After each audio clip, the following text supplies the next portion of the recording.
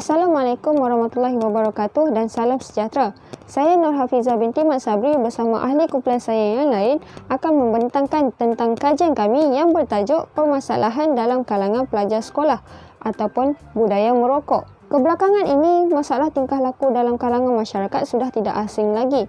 Meskipun negara sedang melangkah ke arah modernisasi, namun masalah ini masih lagi wujud. Walau bagaimanapun, masalah tingkah laku dalam kalangan pelajar sekolah lebih mendapat perhatian kerana pelajar sekolah ialah golongan remaja yang menjadi pemangkin negara pada masa akan datang. Sekiranya pemangkin ini menunjukkan sikap-sikap ataupun nilai-nilai yang negatif, maka ini akan menimbulkan kerisauan seluruh rakyat Malaysia tentang masa depan negara. Jika kita lihat dengan lebih mendalam, masalah tingkah laku dalam kalangan pelajar sekolah semakin meningkat saban tahun. Masalah tingkah laku dalam kalangan pelajar sekolah didefinisikan sebagai sebaran tingkah laku negatif pelajar sekolah yang mampu menjejaskan sesi pembelajaran dan pengajaran pelajar di dalam kelas. Masalah tingkah laku ini terdapat pelbagai jenis, contohnya seperti merokok, ponting sekolah, buli dan sebagainya. Masalah ini dapat memberikan kesan-kesan negatif kepada pelajar. Contohnya seperti tajuk kajian kami iaitu budaya merokok. Rokok dapat memberikan kesan-kesan negatif kepada pelajar. Sebelum kita memahami dengan lebih mendalam tentang kesan-kesan faktor-faktor merokok, kita lihat dulu apa yang dikatakan oleh Kementerian Kesihatan Malaysia. Menurut Kementerian Kesihatan Malaysia, terdapat 1.1 bilion perokok di seluruh dunia. Dan lebih mengejutkan lagi, sebahagian daripadanya ialah golongan remaja. Menurut laporan GATS Malaysia 2015, seramai 5 juta perokok di seluruh Malaysia merupakan individu yang berumur 15 tahun ke atas. Dan majoritinya ialah kaum lelaki. Dan seramai 60% daripada rakyat Malaysia memulakan aktiviti merokok mereka seawal usia persekolahan. Dan menurut laporan GATS juga, 50 hingga ke 60 golongan remaja ini akan memulakan kegiatan merokok mereka setiap hari. Rokok mampu menjejaskan kesihatan pelajar kerana rokok mempunyai kandungan-kandungan bahan kimia yang tidak baik. Contohnya seperti nikotin. Nikotin mampu memberikan ketagihan apabila mereka memulakan rokok. Ketagihan ini secara tidak langsung dapat membuatkan pelajar-pelajar sekolah bertindak dengan lebih agresif ataupun membuatkan mereka akan mencuba segala masalah tingkah laku, contohnya seperti ponting sekolah, buli, gangsterisme dan sebagainya. Jadi, berdasarkan huraian-huraian sebentar tadi, terdapat pelbagai soalan yang timbul dalam kalangan pengkaji iaitu kami. Oleh itu, kami memilih tajuk budaya merokok sebagai kajian kami untuk memahami dengan lebih mendalam tentang permasalahan ini. Okey, sekarang kita lihat apakah objektif kajian ini. Yang pertama ialah menjelaskan ciri-ciri pelajar yang terlibat dengan kegiatan budaya merokok di sekolah. Yang kedua ialah membincangkan faktor-faktor yang mempengaruhi permasalahan budaya merokok di sekolah. Yang ketiga ialah mencari solusi yang terbaik untuk memastikan masalah budaya merokok di sekolah dapat diatasi secara maksimal. Dan yang keempat ialah mengetahui tahap keseriusan masalah budaya merokok dalam kalangan pelajar sekolah. Ini adalah merupakan objektif kajian kami. Persoalan kajian. Terdapat 4 persoalan di dalam kajian ini. Yang pertama ialah apakah ciri-ciri untuk mengenal pasti pelajar yang terlibat dengan permasalahan budaya merokok di sekolah. Yang kedua ialah apakah faktor-faktor yang menyebabkan seseorang itu terlibat dengan kegiatan merokok di sekolah. Yang ketiga ialah apakah solusi yang terbaik boleh dilakukan oleh pelbagai pihak untuk mengatasi masalah budaya merokok di sekolah. Dan yang keempat, adakah masalah merokok merupakan salah satu permasalahan yang dianggap sangat serius oleh setiap guru di sekolah? Ini adalah persoalan kajian kami. Metodologi kajian. Di dalam kajian ini, kami hanya menggunakan instrumen metod secara kualitatif, iaitu instrumen metod yang menekankan kepentingan pengalaman subjektif individu yang perlu dianalisis secara kualitatif dan realiti sosial yang mempunyai makna tertentu dan bersifat subjektif dan personal. Okey, kami terpaksa menggunakan metod secara kualitatif kerana kami tidak boleh menggunakan metod secara kuantitatif, iaitu mengambil data di sekolah, kerana pada masa kini negara kita telah dilanda wabak COVID-19 yang menyebabkan semua sekolah adalah tutup. Jadi kami tidak boleh pergi ke sekolah untuk mengambil data dan membuat kajian secara kuantitatif. Okey, di dalam kajian ini kami menggunakan dua metod kualitatif, iaitu yang pertama ialah secara menemu bual, dan yang kedua adalah secara kaedah pustaka. Kaedah temu bual. Dalam kaedah ini, kami menemu bual seorang kaunselor daripada sebuah sekolah menengah kebahasaan di Taiping, Perak. Dalam kaedah ini, kami menanyakan 10 soalan kepada kaunselor tersebut berkaitan dengan tajuk kami, iaitu budaya merokok di sekolah. Okey, ini berikut merupakan langkah-langkah yang kami jalankan semasa kaedah temu bual. Yang pertama ialah kami memberikan penerangan kepada guru tersebut tentang kajian supaya guru tersebut tidak kekok dan tertanya-tanya apakah kajian yang dilakukan oleh kami. Yang kedua ialah kami menemu bual guru tersebut melalui aplikasi Google Meet. Okey, yang ketiga ialah kami mencatat isi-isi penting semasa sesi temu bual dijalankan. Keempat ialah kami menganalisis dan membuat penilaian semula untuk melihat ketepatan jawapan. Untuk melihat sama ada jawapan yang diberikan oleh guru tersebut, oleh kaunselor tersebut bersesuaian atau tidak dengan soalan yang ditanyakan untuk kami di dalam kajian ini. Dan yang terakhir ialah kami membuat pemunian semula terhadap jawapan-jawapan yang telah dipilih. Hal ini adalah untuk menyusun semula ayat-ayat dan supaya ianya lebih nampak tersusun dan berstruktur. Okey, itu adalah kaedah secara temu bual. Seterusnya ialah kaedah secara pustaka. Kaedah pustaka ini merupakan satu kaedah di mana kami menggunakan teori-teori yang terdapat pada kajian terdahulu melalui tesis, jurnal, artikel, buku dan sebagainya. Okey, berikut merupakan langkah-langkah yang kami gunakan untuk melalui kaedah pustaka. Yang pertama ialah mencari pelbagai jenis tesis, buku atas sajian, jurnal dan artikel yang boleh dijumpai di laman sesawang untuk dijadikan bahan rujukan kajian. Semua bahan-bahan ini adalah berkaitan dengan tajuk kami, iaitu budaya merokok. Yang kedua, kami membahagikan bahan yang dipilih mengikut beberapa elemen seperti ciri-ciri pelajar yang merokok, faktor pelajar merokok dan solusi untuk mengatasi masalah merokok di sekolah.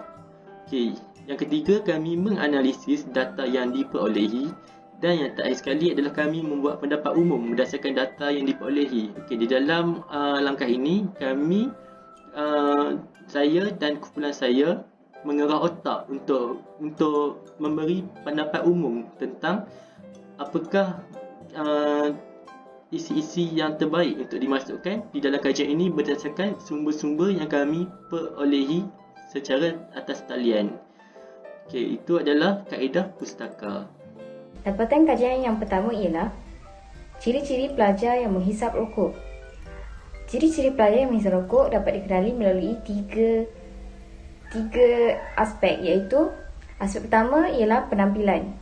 Penampilan pelajar yang menghisap rokok ialah mempunyai pemakaian yang tidak kemas dan agak comot.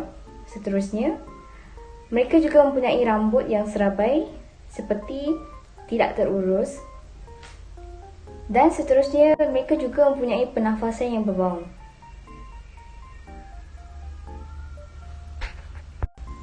Aspek yang kedua ialah aspek perwatakan.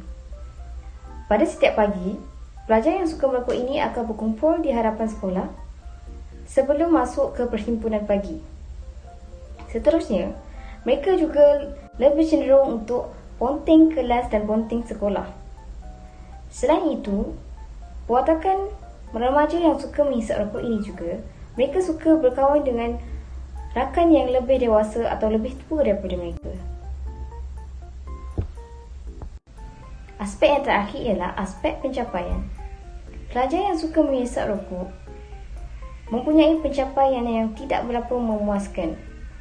Seterusnya, mereka juga tidak gemar untuk menyertai aktiviti-aktiviti yang telah diadakan oleh pihak sekolah, termasuklah aktiviti-aktiviti kurikulum seperti sukan, kelab, unit uniform dan sebagainya. Ketika pihak sekolah mengajukan aktiviti, mereka akan mengambil kesempatan untuk melarikan diri dan berkumpul di suatu tempat untuk menghisap rokok. Kerana bagi mereka, aktiviti yang dijalankan oleh pihak sekolah tidak menarik perhatian mereka. Dapatan kajian yang kedua ialah kadar peratusan peningkatan pelajar yang menghisap rokok di sekolah. berdasarkan temu ramai yang telah dijalankan, guru kaunseling menyatakan bahawa kadar peningkatan peratusan di sekolahnya hanya pada tahap yang rendah, iaitu 2% pada setiap tahun secara purata. Hal ini demikian kerana pelajar yang menghisap rokok di sekolah SMK Datuk Baharudin masih boleh dikawal dan di tahap yang rendah. Dapatan kajian yang ketiga ialah faktor-faktor pelajar menghisap rokok. Berdasarkan temu ramai yang dijalankan, guru menyatakan bahawa antara salah satu faktor pelajar yang menghisap rokok ialah berdasarkan daripada latar belakang keluarga. Sebagai contoh, salah satu ahli keluarga mereka kemungkinan ada yang menghisap rokok, seperti ayahnya atau abangnya. Sekiranya hal ini berlaku, mereka akan merasakan perbuatan merokok itu adalah salah satu perbuatan yang baik dan tidak salah untuk dilakukan. Oleh yang demikian, mereka akan turut serta untuk mencuba dan menghisap rokok. Faktor seterusnya ialah faktor pengaruh rakan. Rakan yang dimaksudkan di sini ialah rakan yang lebih tua daripada mereka. Mereka banyak menghabiskan masa bersama rakan-rakan mereka yang lebih tua. Dan oleh yang demikian, mereka akan terpengaruh dengan ajakan rakan mereka untuk menghisap rokok. Dengan ini, mereka akan mudahnya terpengaruh dengan gejala menghisap rokok. Oleh itu, remaja tidak sepatutnya berkawan dengan rakan yang lebih tua dan memberi pengaruh yang buruk kepada mereka. Dapatan kajian yang seterusnya ialah program-program yang telah dilaksanakan oleh pihak sekolah untuk membanteras gejala menghisap rokok. Antara program yang telah dijalankan oleh pihak sekolah ialah pihak sekolah akan mengadakan satu program khas yang diketuai oleh unit kaunseling, iaitu dengan menjemput penceramah daripada Jabatan Kesihatan Negeri untuk memberi ceramah mengenai kesan-kesan merokok terhadap remaja yang boleh memberi kesedaran kepada mereka tentang bahayanya merokok. Seterusnya, pihak sekolah juga telah memperuntukkan satu slot atau satu sesi ketika hari orientasi awal pelajar setiap tingkatan untuk memberi pendedahan awal mengenai kesan merokok dan bahayanya merokok di kalangan pelajar. Dengan ini, pelajar akan lebih terdedah tentang bahayanya merokok dan mereka tidak akan menceburkan diri di dalam bidang merokok. Dapatan kajian yang kelima ialah kaedah pendekatan dan peranan guru dalam mengatasi dan mengurangi masalah pelajar yang menghisap rokok di sekolah. Kaedah pertama yang dilakukan oleh guru ialah mereka akan merujuk pelajar-pelajar yang bermasalah ini ke unit kaunseling. Unit kaunseling akan memberi bimbingan dan kaunseling kepada mereka tentang bahayanya merokok. Kaunseling ini akan diberikan secara berkala dan juga diberikan secara berkali-kali sehingga mereka sedar. Seterusnya, unit kaunseling juga akan menjemput doktor daripada hospital untuk memberi kaunseling secara mendalam kepada mereka tentang bahayanya merokok dan akibat daripada merokok. Oleh yang demikian, mereka akan tersedar bahawa bahayanya merokok sekiranya mendapat pendedahan daripada pihak yang lebih pakar atau pihak yang lebih berilmu pengetahuan mengenai merokok. Assalamualaikum warahmatullahi wabarakatuh. Untuk soalan 6, bagaimanakah guru di sekolah mengesan pelajar yang membawa rokok ke sekolah? Jawapan yang diberikan adalah dengan kerjasama daripada unit disiplin, satu spot check akan diadakan sebanyak 1 bulan 1 kali bagi mengenal pasti pelajar yang membawa rokok ke sekolah. Selain itu, unit disiplin juga akan bertindak atas aduan yang diberikan oleh pelajar. Sebagai contoh, pelajar yang membuat aduan terdapatnya putung-putung rokok ataupun bau asap rokok di tandas ataupun di belakang-belakang bangunan. Guru-guru di sekolah juga senang untuk mengenal pasti pelajar yang merokok berdasarkan penampilan mereka serta bau asap rokok yang terdapat pada pakaian mereka. Soalan seterusnya, soalan 7. Apakah hukuman yang sesuai diberikan kepada pelajar yang terlibat dengan budaya merokok di sekolah? Sebagaimana yang kita tahu, hukuman merotan tidak dibenarkan di sekolah. Sangat sukar untuk para guru menangani masalah yang berlaku di sekolah kerana larangan yang telah ditetapkan.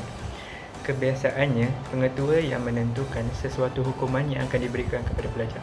Hukuman yang diberikan adalah berdasarkan budi bicara pengetua sendiri. Pelajar yang merokok selalunya akan diberikan amaran dan seterusnya pelajar tersebut akan diberikan sesi kaunseling oleh guru-guru kaunseling. Selepas itu, pelajar akan dirujuk kepada pihak AADK jika pelajar tersebut berada pada satu tahap yang kritikal. Soalan 8. Bagaimanakah dengan keterlibatan ibu bapa dalam membantu sekolah, kaunselor dalam menangani isu ini? Jawapan yang diberikan oleh guru adalah ibu bapa kepada pelajar yang merokok akan dihubungi bagi memberitahu mereka akan keterlibatan anak mereka kepada rokok. Pelajar yang membawa rokok ke sekolah juga akan dimaklumkan kepada ibu bapa mereka. Ibu bapa yang mempunyai pendidikan yang tinggi berbeza dengan ibu bapa yang kurang mendapat pendidikan. Mereka yang mempunyai pendidikan yang tinggi lebih memahami akan situasi yang dihadapi oleh anaknya. Sebaliknya, ibu bapa yang mempunyai pendidikan yang rendah tidak berapa mengambil kisah akan anak mereka. Malahan ada ibu bapa yang memberi duit belanja kepada anak mereka untuk membeli rokok. Hal ini menjadikan proses pemulihan anak mereka itu lebih sukar untuk mendapatkan keputusan yang positif. Soalan 9. Soalan yang ditanyakan kepada cikgu adalah, pada pendapat cikgu, wajarkah sekiranya negara kita mengharamkan merokok kepada remaja yang berusia bawah 18 tahun sebagai satu inisiatif bagi mengurangkan masalah merokok di sekolah? Jawapan guru, sangat wajar untuk negara mengharamkan rokok kepada remaja berusia bawah 18 tahun. Disebabkan harga rokok yang mampu milik, remaja sekarang senang untuk mendapatkan rokok dan tiada penguatkuasaan larangan merokok di sesuatu tempat menyebabkan mereka lebih senang untuk merokok di khalayak ramai. Soalan terakhir adalah soalan 10. Soalan 10 berbunyi, adakah rotan memberi hukuman secara fizikal wajar untuk membasmi gejala merokok? Tambahan, isu merokok pada masa kini semakin viral. Jawapan yang diberikan oleh guru adalah, menurut pendapat peribadi cikgu, hukuman fizikal memang perlu. Rasa sakit akan membuatkan pelajar itu berasa serik berbanding nasihat yang diberikan melalui ceramah atau sesi kaunseling. Jika ingin merotan murid, merotan itu biarlah sekadar memberi pengajaran dan bukannya mengikut nafsu, sehingga kan meninggalkan kesan kepada murid tersebut. Semua guru yang ada di negara ini mempunyai rasa kasih sayang kepada pelajar mereka. Oleh itu, segala hukuman yang diberikan adalah untuk menjadikan mereka murid yang cemerlang dan berharap mereka tidak terlibat dengan gejala-gejala yang merosakkan hidup mereka. Baiklah, sekarang kita pergi kepada faktor budaya merokok dalam kalangan pelajar sekolah. Budaya merokok ini kerap berpunca oleh beberapa sebab yang tertentu. Mereka mempunyai alasan yang tersendiri, sama ada munasabah ataupun yang sebaliknya. Antara faktor-faktor tersebut adalah, yang pertama, faktor rakan sebaya. Menurut Kamus Dewan Bahasa edisi keempat, rakan sebaya merupakan sahabat yang sama umurnya. Rakan sebaya juga ialah sahabat daripada lingkungan umur dan latar belakang yang sama serta mempunyai minat yang sama. Tekanan yang diterima oleh rakan sebaya boleh mengakibatkan seseorang pelajar berkelakuan agresif.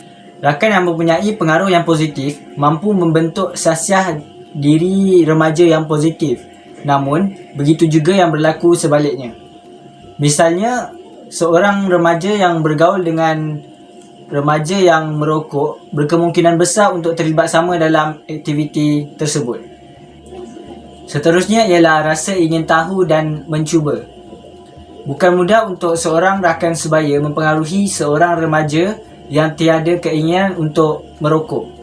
Seorang remaja juga mudah terpengaruh dan tertarik dengan benda yang baru diketahui atau dipelajari. Sebahagian besar pelajar yang merokok adalah disebabkan oleh rasa ingin tahu mereka. Hal ini selari dengan peribahasa bahasa Inggeris iaitu curiosity kill the cat. Faktor pelajar sekolah merokok yang ketiga ialah faktor keluarga. Hal ini merujuk kepada gaya asuhan ibu bapa terhadap anak-anak mereka. Terdapat 4 gaya asuhan atau gaya keibubapaan yang diperkenalkan oleh pakar psikologi. Yang pertama ialah autoritatif, yang merujuk kepada ibu bapa memberi kebebasan tapi masih memantau anak-anak. Yang kedua ialah authoritarian, iaitu kawalan ketat dan hubungan antara anak-anak dan ibu bapa adalah sehala. Yang ketiga ialah permisif, iaitu ibu bapa memberi kebebasan tanpa kawalan. Dan yang terakhir adalah neglecting ataupun pengabaian, iaitu ibu bapa membiarkan anak memilih gaya hidup sendiri tanpa pemantauan atau pemerhatian. Kesilapan ibu bapa memilih gaya asuhan kepada anak-anak atau gaya keibubapaan boleh mengakibatkan anak-anak terlibat dengan perkara yang negatif ataupun perkara yang tidak berfaedah seperti merokok. Seterusnya, pengaruh media massa dan idola juga merupakan salah satu faktor yang menyebabkan pelajar sekolah merokok. Waktu seseorang individu mengenal pasti identitinya adalah ketika mereka di usia remaja. Iklan, drama atau filem yang menampilkan watak utama yang merokok adalah seorang yang bergaya telah memberi gambaran yang salah kepada remaja. Remaja akan meniru apa yang digayakan atau apa yang dilakukan oleh idola mereka kerana ingin menjadi seperti mereka.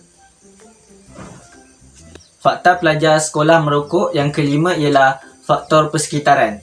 Merokok merupakan budaya yang tidak asing lagi dalam kalangan sesetengah masyarakat di semua peringkat umur. Masyarakat menyifatkan bahawa merokok bukannya sesuatu perbuatan yang salah untuk dilakukan. Hal ini memberi tanggapan kepada remaja bahawa tabiat merokok adalah perkara yang boleh diterima masyarakat. Oleh itu, naluri remaja untuk merokok semakin meningkat. Faktor-faktor yang dinyatakan sebentar tadi adalah antara faktor yang menyebabkan pelajar merokok di sekolah. Namun terdapat banyak lagi faktor lain yang menyebabkan seorang pelajar terjebak dengan gejala merokok. Seperti yang kita ketahui, gejala merokok ini boleh memberikan kesan yang buruk terutamanya kepada pelajar. Malahan kebanyakan pelajar lelaki maupun pelajar perempuan mudah terlibat dengan budaya merokok. Hari ini kita akan membincangkan 5 kesan. Antara kesan tabiat merokok yang pertama adalah menjejaskan personaliti pelajar. Okey, sebagai contohnya, nafas, rambut dan pakaian pelajar tersebut akan berbawa asap rokok. Hal ini secara tidak langsung dia akan menyebabkan pelajar lain akan merasa kurang selesa untuk menghampiri dan berdekatan dengannya. Dan mereka juga akan menghadapi kesukaran untuk bernafas dan mudah berasa letih apabila melakukan sesuatu pekerjaan. Okey, kesan yang kedua ialah membahayakan kesihatan diri pelajar. Kerana apa? Kerana terdapat bahan-bahan kimia yang dibebaskan daripada rokok yang boleh mengurangkan fungsi sekaligus dia akan merosakkan organ di dalam tubuh kita dan secara tak langsung kita akan dapat menghidap pelbagai penyakit sepertinya kanser paru-paru dan penyakit jantung. Seperti yang kita ketahui, kedua-dua penyakit ini akan berpunca daripada bahan kimia seperti tar, amonia dan arsenik yang terkandung di dalam asap rokok. Malah penyakit ini juga amat berbahaya dan boleh membawa kepada kematian. Kesan yang ketiga ialah merokok juga akan menyebabkan ketagihan yang berpanjangan. Kenapa? Sebab ini berpunca daripada kandungan nikotin yang ada di dalam asap rokok. Seseorang yang ketagih rokok ni dia akan mudah berasa letih, murung dan jika mereka tak merokok, tangan mereka ni akan menggeletar dan degup berjantung mereka akan laju. Dan secara tidak langsung, mereka tidak akan dapat menumpukan perhatian di dalam kelas sekaligus masalah sosial semakin meningkat dalam kalangan masyarakat. Seterusnya, kesan yang keempat adalah pelajar itu akan mudah terlibat dengan masalah disiplin dan jenayah sekolah sama seperti mencuri di sekolah maupun di luar sekolah. Selalunya, alasan pelajar ni selepas disoal oleh guru, disiplin kenapa rokok ini dibawa ke sekolah adalah disebabkan mereka beritahu mereka mengambilnya daripada abang ataupun bapanya. Selain itu juga, pelajar ni kan disanggup melakukan apa saja untuk memenuhi kehendaknya. Sebagai contohlah, pelajar itu disanggup mencuri duit daripada rakan atau guru-guru untuk membeli rokok. Secara tak langsung, mereka ni juga akan menjadi lebih agresif dan terdorong untuk melanggar peraturan dan disiplin sekolah. Okey, kesan yang kelima iaitu kesan yang terakhir ialah berlakunya pembaziran wang. Kita ni sebagai seorang pelajar, wang tu amat penting dan harus digunakan untuk kebaikan seperti membeli alat tulis, buku, bayar yuran dan membelajarkan untuk keperluan sekolah. Okey, kita sebagai contohnya kan kebanyakan pelajar ni yang merokok, dia sanggup untuk membeli sekotak rokok yang berharga RM10 sehari demi memenuhi kehendak dan kenikmatannya terhadap sesuatu yang tidak berfaedah, malah juga boleh memudaratkan kesihatannya. Oleh itu, kita dapat simpulkan bahawa terdapat banyak kesan buruk budaya merokok dalam kalangan pelajar sekolah. Assalamualaikum warahmatullahi wabarakatuh. Saya Siti Nur Syafiqah binti Bahrudin. Seterusnya, saya ingin menerangkan tentang langkah mengatasi masalah merokok dalam kalangan pelajar. Di sini saya ingin meng-highlightkan 3 institusi utama yang memainkan peranan penting dalam mengatasi masalah merokok, iaitu peranan ibu bapa, peranan pihak kerajaan dan juga peranan pihak sekolah. Bagi peranan ibu bapa seharusnya menjadi role model kepada anak-anak kerana anak-anak banyak meluangkan masa berada di rumah bersama ibu bapa berbanding mereka berada di sekolah. Oleh itu, ibu bapa seharusnya menyediakan persekitaran keluarga yang sihat kepada anak-anak agar ianya dapat memberi impak yang positif kepada anak-anak. Seterusnya, ibu bapa seharusnya menunjukkan perlakuan-perlakuan yang baik di hadapan anak-anak kerana anak-anak mereka lebih cenderung untuk mengikuti serta menuruti segala perlakuan-perlakuan yang dilakukan oleh ibu bapa. Sekiranya ibu bapa itu tidak ingin anak mereka terlibat dengan gejala merokok, maka mereka sendiri tidak seharusnya merokok di hadapan anak-anak dan ianya akan menjadi lebih baik sekiranya ibu bapa sendiri tidak mengamalkan amalan merokok. Seterusnya, ibu bapa juga seharusnya mengawal segala tingkah laku dan juga sosialisasi anak-anak. Walaupun ibu bapa sibuk dengan pekerjaan harian mereka di pejabat, di rumah dengan urusan peribadi mereka lagi, ibu bapa seharusnya tidak mengabaikan anak-anak. Mereka perlulah peka dengan pergaulan anak-anak mereka agar anak-anak mereka tidak salah dalam memilih kawan. Seperti yang kita tahu, golongan remaja ini lebih cenderung untuk terpengaruh dengan rakan-rakan sebaya kerana mereka berpendapat bahawa rakan-rakan sebaya mereka lebih memahami perasaan dan juga emosi mereka berbanding ibu bapa yang terlalu sibuk dengan pekerjaan-pekerjaan mereka sehingga mereka mengabaikan perasaan dan juga emosi anak-anak. Seterusnya, kita pergi kepada peranan pihak kerajaan. Seperti yang kita ketahui, kerajaan mempunyai kuasa yang sangat besar dalam mengatasi menggunakan kekuasaan mereka untuk mengatasi masalah merokok ini, di mana pihak kerajaan boleh menguatkuasakan undang-undang di mana pada masa kini undang-undang pembelian rokok sangatlah longgar sehingga kan pelajar yang masih lagi di sekolah rendah juga dibenarkan untuk membeli rokok untuk diri mereka, untuk ayah mereka, untuk abang dan juga untuk pakcik-pakcik mereka. Seharusnya pihak kerajaan mengambil berat tentang isu ini di mana pihak kerajaan mengetatkan syarat had umur pembelian rokok. Secara tidak langsung ianya dapat mengawal anak-anak yang di bawah umur untuk tidak membeli rokok. Seterusnya, pihak kerajaan juga seharusnya mengawal penjualan rokok di kedai sebenar mereka. Mereka boleh menguatkuasakan suatu undang-undang di mana hanya sebenarnya yang mempunyai lesen ataupun premis-premis yang dibenarkan sahaja untuk menjual rokok. Secara tidak langsung ianya menyukarkan untuk seseorang individu memperolehi sumber rokok itu. Ianya bukan sahaja memberi impak yang positif kepada anak-anak dan juga golongan remaja, malah rakyat-rakyat Malaysia sendiri juga ianya menyukarkan untuk mereka memperolehi sumber merokok. Secara tidak langsung ianya dapat menurunkan graf penurunan merokok dalam kalangan rakyat Malaysia itu sendiri. Seterusnya kita pergi kepada peranan pihak sekolah. Pihak sekolah seharusnya memainkan peranan yang sangat proaktif dalam memberi didikan dan juga pendedahan awal kepada para pelajar, di mana dengan didikan dan pendedahan awal ini ianya dapat memberi pendedahan tentang bahaya kesan bahayanya merokok.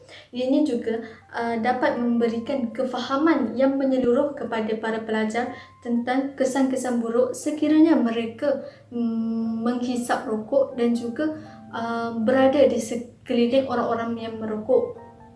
Seterusnya, pihak sekolah juga boleh mengambil inisiatif dan juga boleh menggunakan inisiatif yang mereka ada dengan menganjurkan kempen dan juga program-program untuk pencegahan merokok, di mana melalui kempen dan juga program ini mereka dapat mendekati seseorang pelajar yang bermasalah itu dengan lebih dekat, memahami dan menyelami perasaan mereka. Hal ini akan memberi peluang kepada para guru untuk mendekati pelajar-pelajar bermasalah dalam usaha untuk merawat ketagihan mereka terhadap rokok. Selain itu, para pelajar juga akan bersikap lebih terbuka kepada guru-guru maupun orang-orang yang berada di sekitar mereka yang memahami perasaan mereka berbanding guru-guru yang hanya tahu menuding jari terhadap kesalahan-kesalahan yang mereka lakukan. Oleh itu, untuk mencegah dan merawat masalah-masalah merokok dalam kalangan diri pelajar, guru ataupun pihak sekolah ataupun sesiapa sahaja perlulah menyelami dan mendekati seseorang individu itu dahulu sebelum mereka memberi nasihat dan memberitahu kesan-kesan yang buruk agar mereka dapat menerimanya dengan hati yang terbuka. Itu saja. Kesimpulannya, daripada kajian ini, kami dapati bahawa merokok boleh berlaku disebabkan oleh pelbagai faktor. Ibu bapa dan rakan-rakan sebaya merupakan individu yang penting dalam kehidupan dan mampu mempengaruhi seseorang pelajar. Merokok juga mempunyai pelbagai kesan buruk. Bagi menghindari kesan-kesan negatif ini, langkah-langkah menangani perlu diatur. Setiap permasalahan pasti ada penyelesaiannya. Oleh itu, setiap pihak yang terlibat secara langsung atau tidak langsung haruslah memandang serius permasalahan merokok di sekolah dan juga bekerjasama dalam mengatasi masalah tersebut. Itu saja daripada kumpulan saya. Sekian, terima kasih.